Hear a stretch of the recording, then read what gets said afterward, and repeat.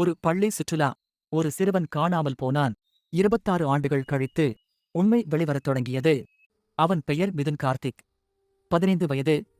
அமைதியானவன். எல்லாவற்றையும் எழுதும் சிவப்பு புள்ளி டயரி அவனிடம் எப்போதும் இருந்தது. 2000 ஆண்டு. சிறுமலை காட்டுக்கு அவன் பள்ளி சுற்றுலா சென்றது. மாணவர்கள் இரு குழுக்களாக பிரிக்கப்பட்டனர். ஆசிரியை நீர்நிலை அருகே நிறுத்தி மாணவர்கள் பெயர்களை அழைக்கப்பட்ட போது ஒரு பெயர் மட்டும் பதிலளிக்கவில்லை. மிதுன் அங்கில்லை. யாருக்கும் அவன் தடயம் கிடைக்கவில்லை. அவனுடைய பையும் அவனின் நினைவுகளான டயரியும் காணவில்லை. போலீஸ் வந்தது. நாய்கள் தேடியது. காடு முழுவதும் சோதிக்கப்பட்டது. ஆனால் ஒரு தடயமும் கிடைக்கவில்லை. நாட்கள் நாட்களாகி, ஆண்டுகள் ஆண்டுகளாகி, அந்த வழக்கு தீராத மர்மம் என மூடப்பட்டது. 2026 ஒரு இரவு 11:47 காவல் நிலைய தொலைபேசி திடீரென ஒலித்தது. மிதுன் உயிரோடுதான் இருக்கான். அவன் எழுதிய சிவப்பு புள்ளி டயரி இப்போ என்னிடம் இருக்கு. 26 ஆண்டுகள் அவன் எங்கே இருந்தான்?